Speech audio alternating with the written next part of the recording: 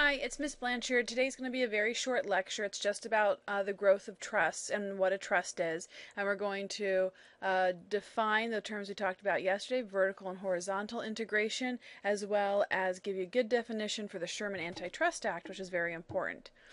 So, we had to talk about the growth of corporations. J.P. Morgan, like J.P. Morgan Bank today, was a financier in the late 19th century, and what he really specialized in was not just financing. It's something called Morganization, organizing under Morgan's principles. And it's something we kind of alluded to yesterday when we talked about Gould and Vanderbilt and Rockefeller, and really what Rockefeller had done by building efficient corporations, and what Gould actually worked against by building inefficient but profitable corporations, profitable at least in the short term to sell off.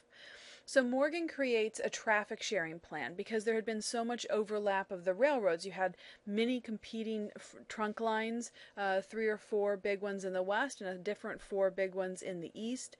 So they're going to start to, instead of each building their own train tracks, share train tracks to cut costs and end wasteful competition. There's no point in having 2 trains going from, say, Pennsylvania or Philadelphia to New York City, 2 train lines. Have 1 train line and share the rails. So Morganization is intended to fix costs, cut debt, stabilize rates like the amount charged to ship something on the railroads or ride a railroad, issue new stock, and ended rebates to some degree, and we'll talk more about rebates in class if we haven't already. Rebates are a way of having one printed price but giving special, often hidden or secret discounts. And this is one thing that farmers are going to be especially upset about, because sometimes the promised rate is going to be different than the actually charged rate, and also corporations and the federal government are going to ride and ship cheaper than farmers because they don't have the negotiating power. And then what Morgan's also going to do is creating boards of trustees to prevent personal ownership of companies. You may wonder, why would you want to do that? It's so that one person, whether it be Rockefeller, Carnegie, Gould, or Morgan himself, can have ownership in multiple industries that otherwise might be a conflict of interest, and it's a way to kind of hide behind that. And really, the most profound place we see it, though not the only place, is in the rail industry. By 1900, 7 giant companies had bought up most of the smaller companies and dominated the U.S. rail system.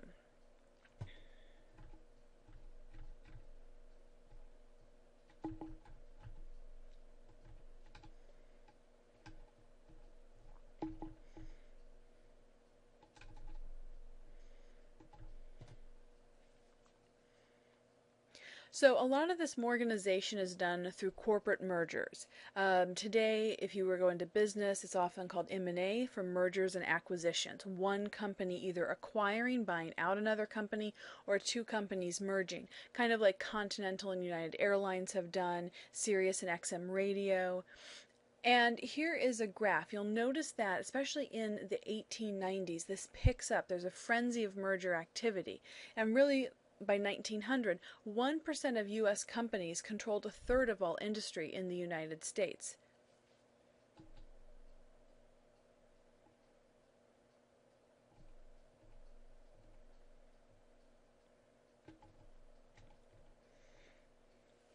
Why would people want to do that? Well, you have these new types of legal ownership, corporate ownerships, especially trusts and holding companies.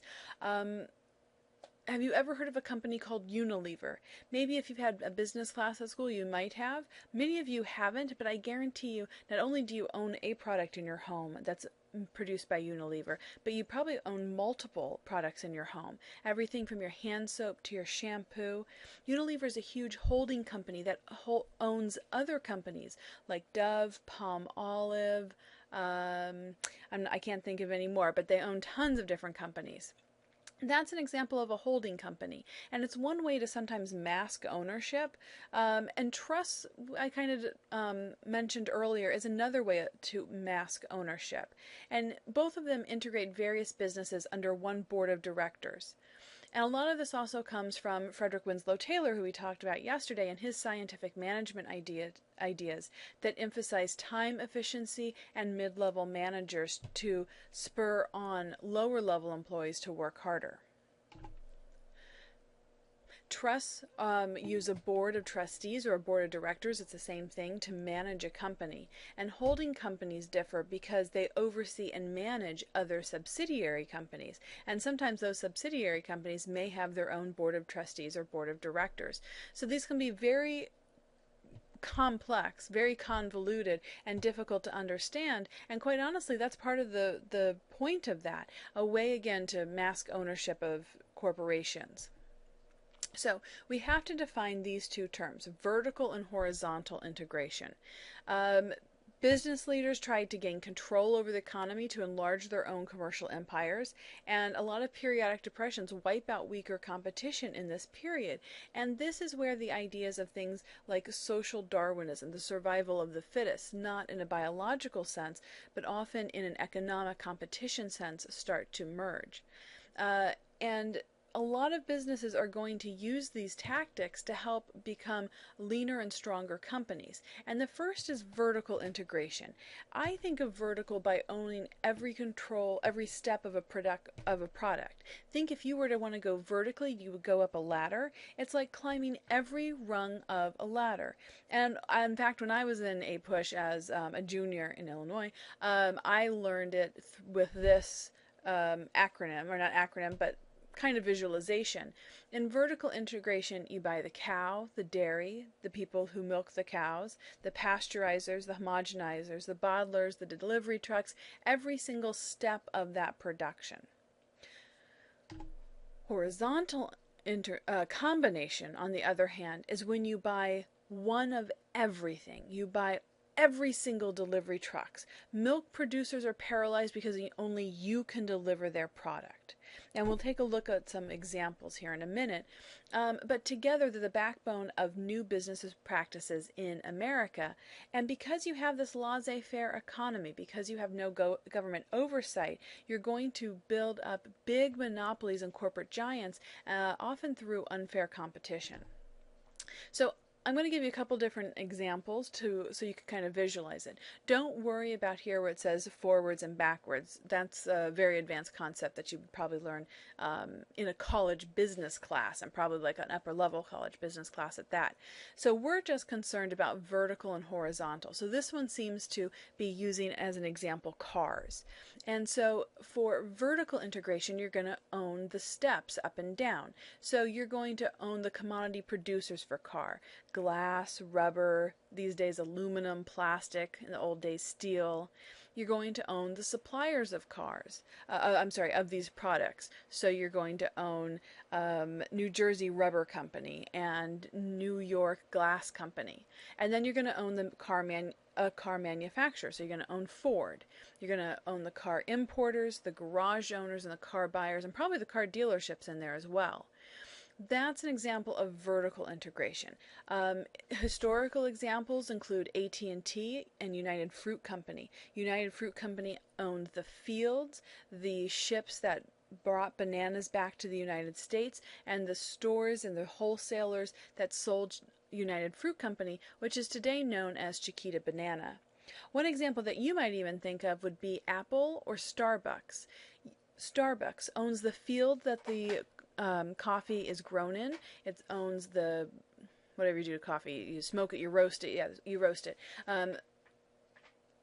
Starbucks owns the coffee roasters, the ships that bring the coffee from Colombia and Peru to the United States. And then, of course, they own Starbucks that sells the coffees. That's an example of vertical integration. Even Apple, and by that I mean your little phones that you all have in your pocket and you're probably looking at right now. They're going to own the mines somewhere. Usually in Canada, I think a lot of the lithium comes from.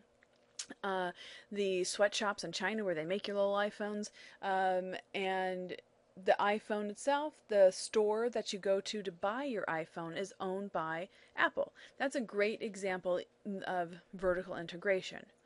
Horizontal integration, think more of like a blob spreading out in one area.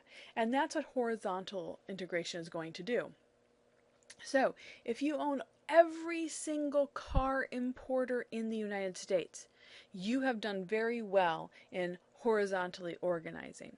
If you own every single